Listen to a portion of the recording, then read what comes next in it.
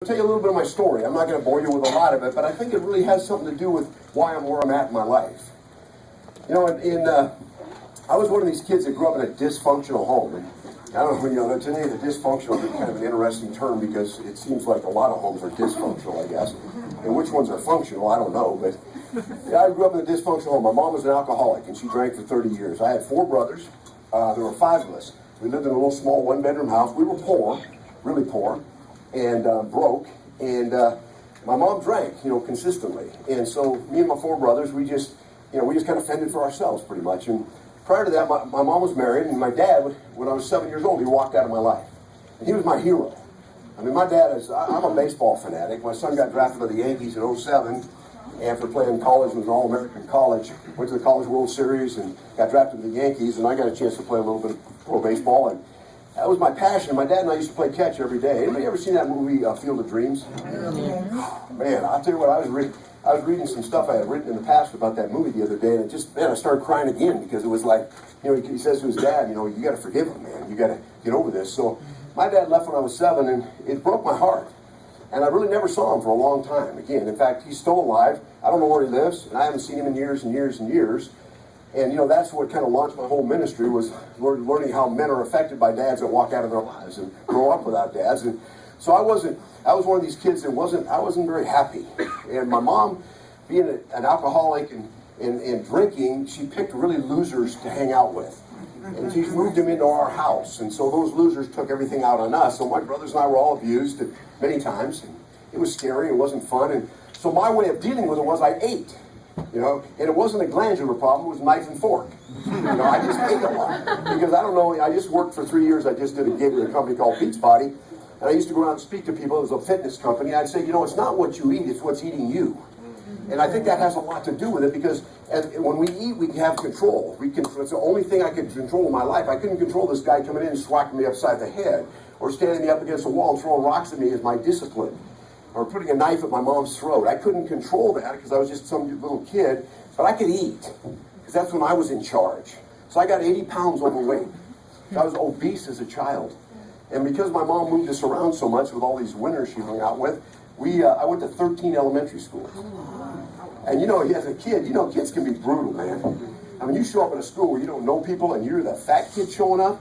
And one thing I never understood is, it was kind of crazy because I never understood why when a new kid comes to school, instead of letting them just kind of get there early, sit down in the classroom, they bring them in later. The principal brings them in and says, everybody, this is Craig. He's our new student now. And I'm like, I've got red hair that's bozoed out to here. I'm 80 pounds overweight, and the chuckling starts.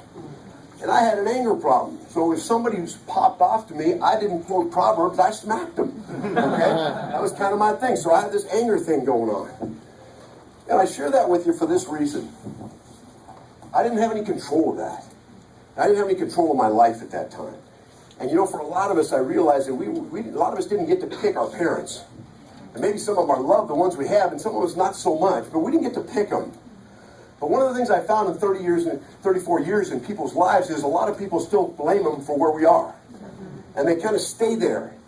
And for me, I don't know, there was something about my life, and I call it, you're going to hear me speak about this, and if you ever hear me speak again, I'll probably talk about it some more, but I talk about DNA, people's DNA. That's your determined natural ambition. And some of you are born with this, and some of you aren't so much. And you'll know if you're born with it because you're that person that's always in your life believes someday, some way, you were going to do something great with your life. You didn't know how you were going to do it. You weren't sure about it. And it was kind of like, it was almost like there was always some kind of hand on your shoulder, kind of guiding you. And you always, no matter how bad things got, you had this confidence that something was going to get better. I don't know where that came from. I believe now, my own personal belief is that God implanted that in my heart and my soul. And that's why it was put there, so I could survive. And I mean, to the point it was crazy. I remember being in the 6th grade, 80 pounds overweight, sitting there. It was test time. I never took tests because I never studied because nobody cared what grades I got. So I remember sitting there, and I had a blank piece of paper, and I'm sitting there signing, just writing on it. And my teacher comes up, she goes, "What are you doing?" I go, "I'm signing my autograph." Literally, love you, Craig Holiday. Believe, Craig Holiday. You can do it, Craig. This teacher looks at me and goes, "Why would you do that?" And I said, "Because someday somebody's going to want this." And I believed that. And she laughed at me. Said, "Oh, yeah, right. Good educational system, right? Count those teachers. Love it. Support. Believe." But I believed that. I used to go hide out in this closet because it was the only place I could get away from everybody. And I'd sit in this closet, and it was just like this voice would say, someday you're going to do something great with your life. You know, like we've written this story for your life, and it's not the script that it's been so far. It's going to change. And, you know, I'd sit there and that thing, and that whole process in my mind, I believed it. It wasn't like, you know, that God spoke and the door opened in the closet and blew open. And it wasn't like a fiery bush in the Old Testament. Nothing like that. But it was just this DNA that I knew that I had to do something different. And, you know, but my challenge was at that time, my whole life was, why me? Why did this happen to me? Why does this man do this to me? Why did this happen? It was this pity party and this sadness and this constant of blaming my past and using it to justify where I was. And I meet people all the time, and I share this with you today because I think some of us are in this room. And you know what? We almost wear a crown on our head saying, but you don't know where I've been. And so in a sense we say, so that's why I'm not going anywhere. And you know, for me, it wasn't acceptable. And part of why it wasn't because of this DNA thing, this song I had to sing. And let me tell you something, if you've got that DNA I'm talking about, if you're here today and you have that and you know what I'm talking about, it's not going anywhere. And that's why I tell you, struggle is less painful than regret. Write that one down. Struggle is less painful than regret. Because you're going to be 75 years old regretting your life because the DNA ain't going nowhere. And so we've got to decide, what are we going to do about it? Because every one of you in this room have been designed to do something magnificent. You're like an amazing person. And because of where we've been, we don't believe that about ourselves. And that belief right there will keep you in a sad spot for your whole life. Because we just keep saying, but you don't know where I've been. You don't know where I've been. And you know what? For some of you, I don't. But I know where I've been. And I know the only thing that changed where I was going was me being able to forgive and to move past where I was. Because how many of us today, right now, sitting in Milwaukee, Wisconsin, can change one thing about our past? Not one of us. But we spend so much time looking back, with our back to the future, because it keeps us in a place where we just have a reason now. I saw a thing once on, you turn that down just a hair, I think that's why I'm getting feedback. I saw this thing on 48 Hours or one of those TV shows, 60 Minutes or something. It was two twin brothers. And they did an interview with them. Brought up in the same exact home, same parents, lived the same exact life. They interviewed the first guy, he was in a high-rise in New York City, multi-millionaire. He was a philanthropist. He gave money away, helped people, AIDS patients in Africa, did amazing things with his life. And then when they asked him, why did you accomplish so much? Why did you become what you became? You know, he said, my mom was an alcoholic, she was a drug addict, she was a prostitute, we were poor, she left us, she abandoned us. My father was abusive, he abused us when we were children. You know, he was also a drug addict. You know, we lived in poverty. What else would I be? This is a wealthy man. They went and interviewed his twin brother on death row for murder. They said, why are you where you are? How did you end up here? He said, my mother was an alcoholic and a drug addict. We had no money. We lived in poverty. My father left us and abused us. Where else would I be? Wow. I watch that and I go, choice. Choices in our lives that we make. Every single one of us. And some of us in this room, because I know you, because I know people, I spent 34 years working with people. That's my passion. That's what I love to do. That's my sweet spot. And y'all got a sweet spot. You know, every one of you got a sweet spot. And when you're living in it, you're the happiest person in the world. Mother Teresa's sweet spot is the streets of Calcutta, people starving to death and exhausted. You ever see Mother Teresa? She needs some recovery. From the time I seen her when she was young, she looked old. I saw an interview with her once and they said, Mother Teresa, you must get tired. You look exhausted. You must get tired. What do you do when you're tired? She says, I go out in the streets of Calcutta and I pick up dying children, starving, and I take them back. And I put them in my bed and I feed them. And I put them back. I make them strong again. It's her sweet spot. She doesn't want to live. She doesn't want to stay in the Ritz-Carlton. She doesn't want a Mercedes. That's what she loves to do. And some of you that have the DNA and know what I'm talking about, you love people. It's not about you. You know, Rick Warren, I went to Saddleback Church, Purpose-Driven Life. I don't know how many of you read that book. Yeah. Great book if you haven't. But Rick was a pastor at Saddleback Church. In fact, he's just been on CNN and Pierce Morgan. His son committed suicide. Depressed, lived a life of depression and killed himself. But he would start every Sunday morning with this sermon. It's not about you. Your life's not about you. And I believe that we were designed to be about other people's lives. That's what makes us happy. That's what makes us successful. That's what makes us feel good about ourselves. Can I tell you that this industry you're in, that you are in, that you've signed up to be a part of, is the only industry in the world where you get significance and success together? The only one. In Bob Buford's book, Halftime, he talks about how we spend the first half of our life trying to be successful. We get, college money for our kids. We build a house for our children. We provide. It's those productive years. And then we get to be 50 years old and 55, and we go, what have I done? What have I done of significance? If I die tomorrow, who's showing up? Also, we realize I want to be significant. That's why you see older people going on the mission field, doing stuff for the homeless, because now they've kind of had their productive. They want to be in the provisional years of life. Here's the sad part. Those provisional years of life we should all have. Very few of us get them because we spend all our lives trying to produce. I was at a McDonald's the other day getting a cup of coffee in the morning. There was a man cleaning my table. I just sat down, I was on my iPad, and this older man, good-looking gentleman, gray hair, dressed in his little McDonald's outfit, and I had a conversation with him. I said, man, you know how long you worked here? He said, I just started. I said, really? I said, tell me a little about yourself. He said, I was in the corporate system for 40 years. I was a top-level management executive with the company. My wife's gotten very sick, and we can't afford to live on what I'm making in my retirement, so I'm working here. So he's in the productive years. There's no provisional years. Because he wasn't in a business that provided significance and provision together. That's what we have. I tell my leaders all the time, you want to build a big business, go help one more person become significant. Go be significant in one more person's life. Go make a difference in one more person's life. And so when in 1979, I worked as a police officer at night, graveyard shift. Any law enforcement people in here? Okay? And I worked in construction.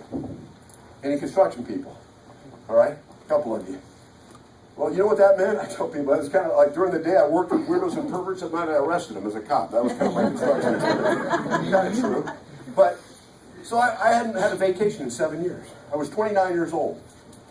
And this DNA in me kept saying, you're going to do something significant. You know, I built houses and they were beautiful, but it didn't seem to be the right thing.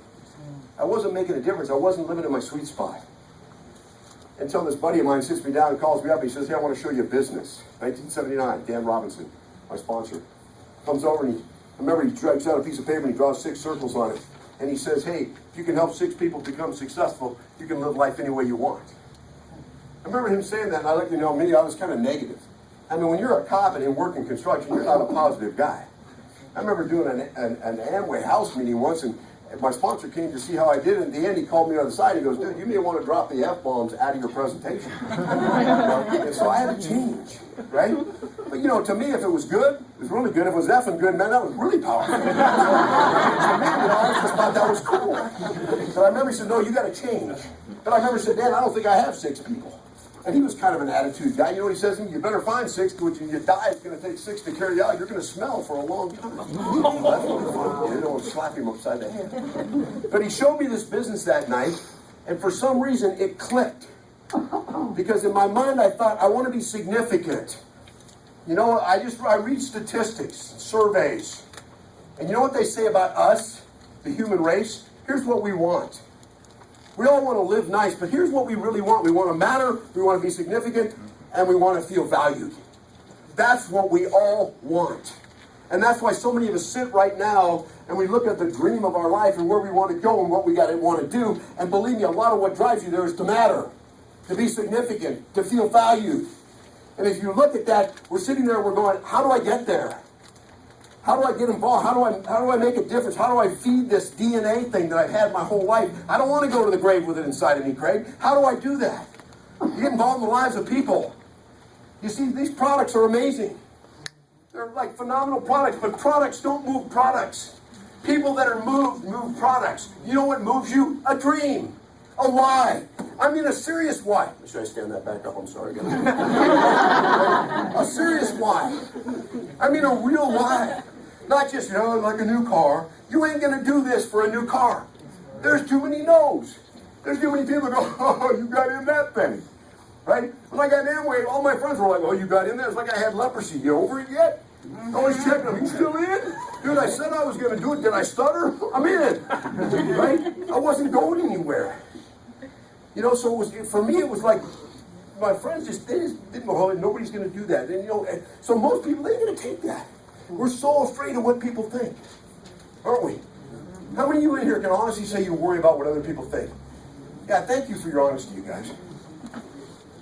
You know, when you think about it, why?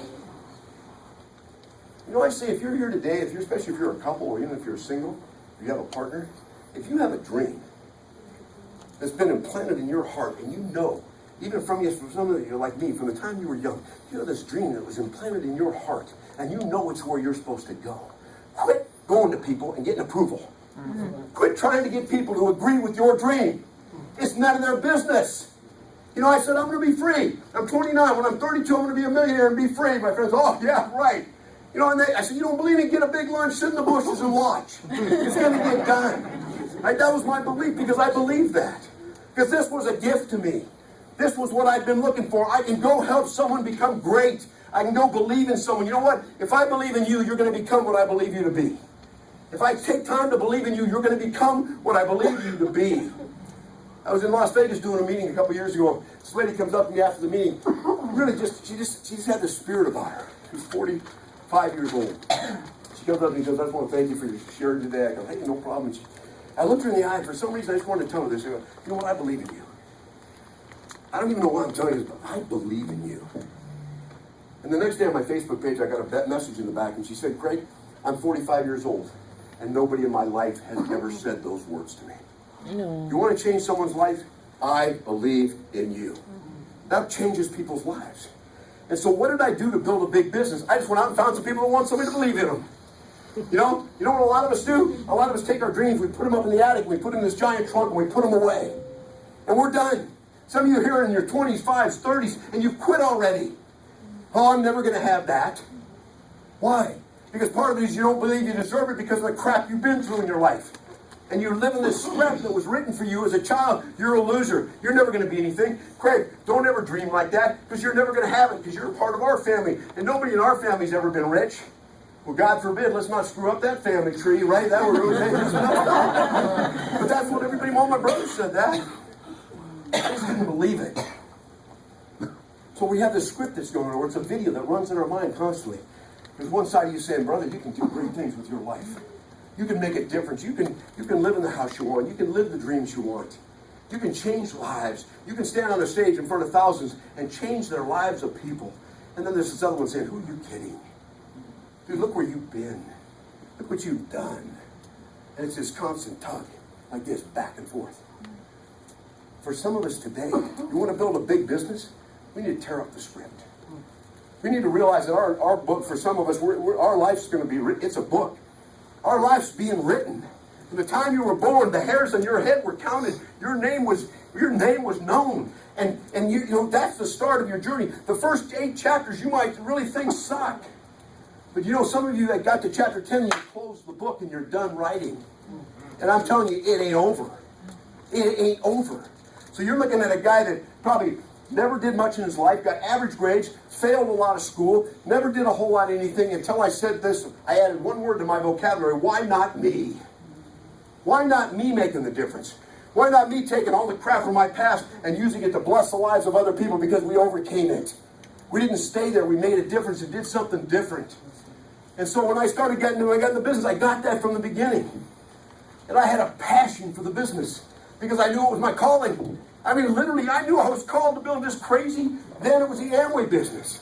We didn't have these products, guys. We were doing toilet paper. You don't do product demos on that kind of stuff. Right? I mean, seriously, you're out there going, oh, this stuff's powerful, man. I mean, seriously, toothpaste, deodorant. Dad, come here, let me put a little deodorant on you, girl. You might have liked it if I did it.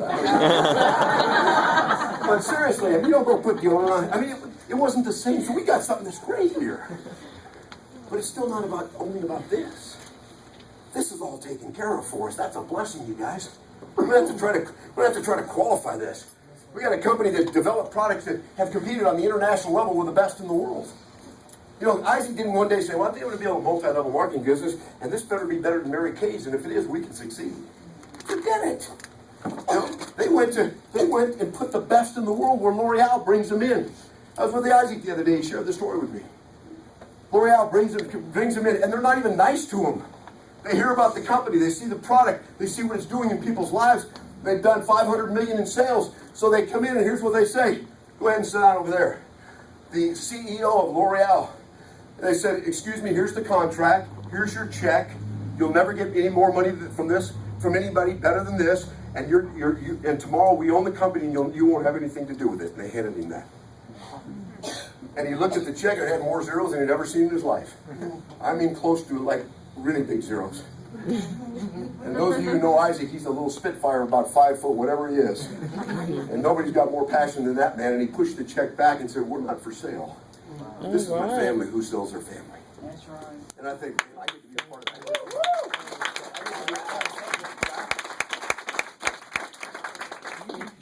So somebody comes in and tries to do something to this company that isn't right. Somebody comes from another company and thinks they're going to make a switch and do something wheeling dealing. You ain't messed with Isaac. I mean, he just pushed it back and said, you got the wrong company. And so they backpedaled for the first time in the history of the company and said, well, can we work with you? See, that's to me is a God thing, man. This is like, these guys are Israeli people. They're like God's chosen people. You want to be in the business, you get in with God's chosen people. They never lost wars. I mean, there were 30 people that killed 10,000. I go, I'm staying in this company. Really? And you talk about, you get people to advertise Michael Jordan, they get all these people, famous athletes. Who do we got? We got Moses and Jesus that talk about. We got the best of the world, right? That's awesome. But for a lot of us, it's just, we have to come to a point. So I got in the Amway business. That's funny. I didn't know, it was funny because all my friends never told me about Amway. But once I got in, they all were authorities on it. Isn't that amazing? I'd go and show them, and say, oh, don't get in that.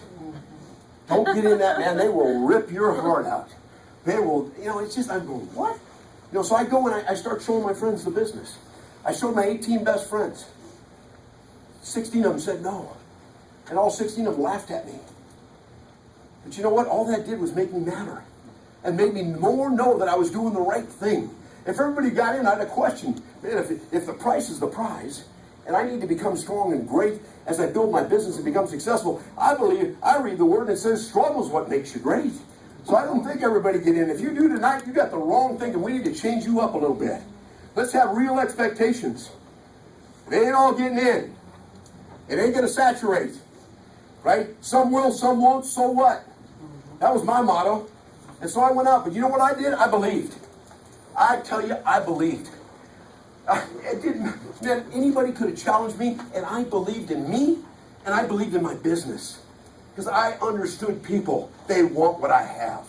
And I tell you right now, if you believe that and you know that everybody you know needs your business, every single person, anytime I used to do an opportunity meeting, I always say, every one of you here tonight needs to be in this business. Will you all be in? Absolutely not. I understand that, but you need to be. Because you need time in your life. I don't care how much money you make, if you don't have time to sit down with your little kid and put your arms around him and love on him 24/7, then you're missing it. I had a man say to me once, he said, if it's not better for your kids than it was for you, you failed as a man. Whew. That slapped me right between the eyes. See, if I didn't have a dad, I wanted to be a dad. I didn't have kids yet, but I went to work for freedom. I wanted to know I could spend whatever time living life any way I chose because I knew I could do great things because I could get involved in more people's lives. And they didn't even have to pay me. I could just love on them and do what I knew I was called to do. So I went out and I showed the business with passion. I wasn't good at it. I usually spit 3 rows when I was talking. I was so fired up, and by the time I was done, people said, Craig, I don't even know what the hell you showed us, but I'm fired up, man. And I'm serious, because I just showed it with passion. How much do you believe? Don't show me this business if you don't believe in it. I'm going to tell you something you need to know. People don't join Seacret, they join you. I'm sorry. That's why some person that you can't sponsor, someone else will, because they believe more than you did. And I understood that. People say, oh, I've seen Amway. I said, not till I show it to you. And I believe that. Because I knew that they didn't have anybody who believed as much in my dream and my goal and their dream. And I took them to the attic of their life, and I'd walk them in, I'd do a one-on-one, and I'd walk them up the attic of their life, and I'd take that darn trunk and I'd put it in front of them, and I'd throw all those dreams back. I'd say, now what are we going to do? You're going to quit on them? You're going to die at 35 and get buried at 90? Or you're going to change your life? And you know what? They liked hearing that. Some of you think, that's really strong. I don't know if I could do that. Well, then stay broke. Just keep doing what you're doing. How many of you people in here touch your kid to ride a bike? You teach your kid to ride a bike? My son Tanner, he's 29 now. He was, he's 4 or 5. His buddy down the street took his training wheels off, so my kid had to. He's competitive. He's the one who played pro baseball. competitive kid. And I remember him coming up and he goes, Dad, I gotta get my training wheels off. I gotta go 2 wheels now. Little kid, blonde hair, blue eyes, gorgeous. Comes up and goes, Dad, you think I can do it? I said, I know you can, buddy. You know, so he got his little wrench and he was helping me take the training wheels off. You know what he kept saying to me? Do you think I can do it, Dad? Hey, Pops, you think I can really do it? Sure you can, son. You see, my kid didn't believe he could ride a 2-wheeler, but he believed in me. And he knew his dad wasn't going to let him fail. He knew his dad wasn't going to let go of him. He knew he was going to hold on to him until the kid could ride. And you know what some of us do when we get people signed up as agents in this business? We put them on a bike and we heave them down the street. And they crash and burn. You go, come on, just get up, you can do it. That's not how to build agents. That's not how to help your business grow. You know how I did it? Just like my kid. I put my hands around his waist and we jogged along. And I take him off and you go, oh, Dad, I'm going to die, right? And you grab him again and you run a little bit further and you let your hands go and now he's got to figure it out on his own and he's trying to stand up and not quit leaning, but he's going to make it. And then eventually what? You let go of him and those of you who have kids know they're gone for 18 years. You never see them. That's how you got to start your agents. That's the relationship you got to build with people. You know why you want to? You know why they want to get in with you? Because they believe in you. How believable are you when you sit down to show your business to somebody? How much do you believe in not just this? This is simple to believe in. That doesn't build a big business. Believing in yourself does, because leaders are drawn to leaders. Strong ones. Weak leaders bring weak leaders. Weak leaders build weak leaders. Weak agents build weak agents. Oh, I don't really want to. I get on a 3-hour call. Can you tell them about the packages? Because I'm kind of afraid. Are you kidding me right now? Dude, I got a bonus. Get the $1,500. If you can't afford that, we'll go 5. Borrow it. Do what you got to do. I'll help you get it back in 30 days. See, it's your attitude. So I got in the business, and then I was broke. I mean, I was broke when I got in Amway. I had 3 houses for sale, over $1 million each I built. The interest rate was 21%. I was $30,000 a month in debt, trying to get started. I drove my wife at the time, she had a beat-up old Volkswagen. That's what we drove to show the plan to people. I'd call you up and say, hey, I'm going to be over Tuesday night, show you the business. The guy said, great, stop on by. And I'd drive up in a beat-up Volkswagen. It was not a pretty car. Right? I remember, you ever have a car, you shut it off and it doesn't stop running? That's right. And I go up to the front door and the damn car's still be running. The guy goes, hey, good to see you. And I go, what's that? It's just my car. It'll be all right. It'll be all right. I just got a certain kind of engine just to cool down. Okay? I mean, I wanted to go out and lay hands and get it in the name of Jesus, whatever was in there. And I went in the house, guys, and I'll tell you what, my sponsor in Amway was blue suit, red tie. That's what we all did. It was just duplicatable. I didn't have any of that. My sponsor says, you got to dress nice. You got to get an image up when you go show the business. Guys, my image, I didn't have an image. Right? I had to change. So I put what I had together. Part thrift store, part graduated from junior high school. I mean, I had a pair of pants on that John Travolta wore in Saturday Night Fever. I'm serious, they were the big bell bottoms like this. So tight, they were called cheat pants. And they were so tight in the rump, you could have read the date of the Buffalo Nickel in my back pocket. That's how front and back, by the way. And I had a white shirt that it was a button-down collar, but there's no buttons on it. So it just kind of flapped up and down. And I had a belt that said Jesus on it. So I couldn't take my jacket off. I didn't want to offend anybody. I had one tie on that had a mermaid on it. And I had a blazer, and at that time the blazers with the smaller lapels was in. And the one I had big ones. So I just got a pair of shears and I cut that baby down. I'm serious. I had the shoes I graduated junior high in. That's when I showed up at your house to show my business to you. With my car still running outside. And you're thinking, how did anybody ever get in? Because nobody showed a plan with more belief than I did. Do you know my first month in Amway, I sponsored 10 people in that car, dressed like that? Not really even being that good, just believing more than I've ever believed in anything in my life, knowing that this is my DNA thing I've been called to do, because it was a calling for me. And that month, I remember my buddies, all of them laughed at me, said, well, how much money are you going to make? I said, dude, I'm going to kill it. I put in 80 hours my first month in Amway. They said, when are you getting paid? I said, the 15th, sucker, you call me, I'll tell you what I made. Bad mistake. The 15th of the month, my phone starts ringing. You know how much I made my first month? $9.35. That was my first check. I called my sponsor because that's where the check came from. I said, Dan, you left some zeros off the check. He says, no. He says, in the beginning, you do a lot for a little, Later, you're going to do a little for a lot. And I thought, well, I know where I am on that journey. So I'm sitting there, and so the phone starts ringing, dude, and I knew who it was. It was my buddy Bob. He was the worst antagonist I had. So he says to me, he says, hey, Craig, it's Bob. I go, yeah, I know your voice. And he says, how's it going? I go, dude, it's awesome. It's really going great. He goes, how much money you make this month? You know, I thought of it. I said, God, what do I say? I can't lie. I just said, dude, you would not believe it. And I hung up. $9. You would never believe that. I just hung the phone up. And the next time I saw him, he goes, really, you're doing that well? I go, I sure am. I'm serious. But you know what? He wouldn't have believed it. And you know, when I was making $100,000 a month, people say, how much you make? And I go, you wouldn't believe it, because they wouldn't have believed 100, they didn't believe 935. But I sponsored 10 people. My next month, I sponsored 10 more. I sponsored 20 people in 2 months in Amway. The thing nobody wanted to get in, nobody believed in, but you know why? Because they didn't want to be left behind. They knew Craig was going somewhere. I owned that. If we walked in tonight, 2 of us in this room, and I make X amount of dollars a year, and you make $5 a year, if we both stood up there, nobody knows what we make. If your attitude's the same as mine, your belief's the same as mine, nobody knows how much money we make. Nobody ever asks you how much you make when they believe you make a lot, because that's what they see across from them. And that's how much you believe in what this business is.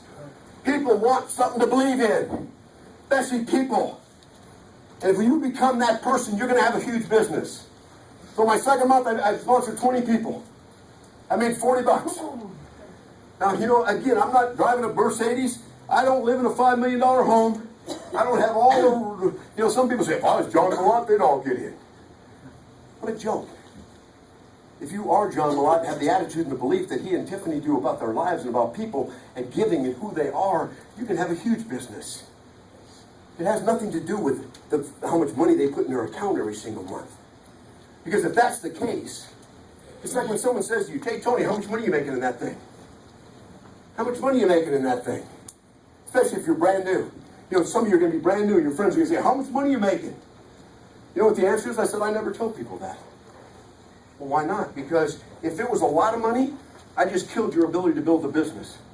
Because in 1 month, if I made a lot, now, and somebody asks you how much you make, and you didn't make as much as me, you're going to think you can't do this. So I never tell people how much money I make. It really doesn't matter, because you can't, my money's not going to pay your bills. We need to create yours. Right. And so when that attitude comes up, people never ask you. You see? It doesn't matter.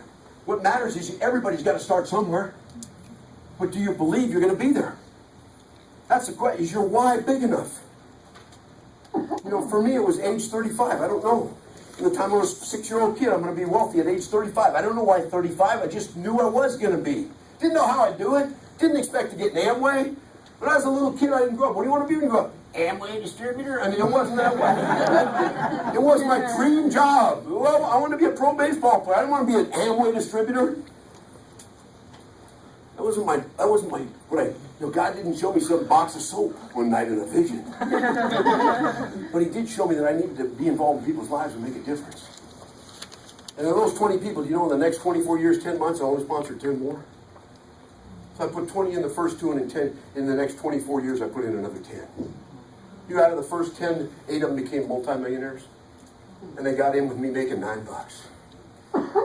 You know, from those people, the original 20 I had, we filled an arena of 25,000 people in my downline with those people in 3 years. They were dreamers. There were people that got in not to see how much money I made. They got in because I believed in them. And I believed in me. And until you get to that place in this business, it's not going to grow for you. Because we always look at what we can't do instead of what we can do. How many times do people say, what if it doesn't work for me? I say, what if it does? I was doing a meeting down in Florida when I was at Amway, and sitting next to a guy in a church, and he goes, what do you do anyway? So I'm an Amway distributor. He goes, really? I go, yeah. He goes, I was in that. I go, you were? He goes, yeah, I quit. I go, I didn't. That was the only difference in this. So I realized that belief and that dream, and for some of you, it's just got to get a little more intense. Because let me tell you something, when you know where you're going, and you know what you want, and where you want to be, and what you want to do, and what your life's been called to do, when you've got that firmly in your mind, the boulders in the road become pebbles. But when you don't, the pebbles become boulders. Everything looks like, oh my God, how am I ever going to do this? And some of you need to get to a point in your life where it's, no matter what, it's done. It's just a matter of time. But the dream needs to get bigger. It needs to be intense. Who here has kids? Okay? How old are your kids, Ron? They're 6, 7, and 10. Okay, 6, 7, and 10. Let me give you an illustration of what I'm talking about. He comes home from work. See, he has a job. He comes home from work, comes around the corner, his house is on fire. Burning up. I mean, just burning up. Flames coming out, house on fire. His wife's standing out front. He goes running up. He goes, "What's going on?" And the fireman comes up. "It's okay, sir. Everything's clear. Everybody's out of the house, but we're sorry. We can't save anything."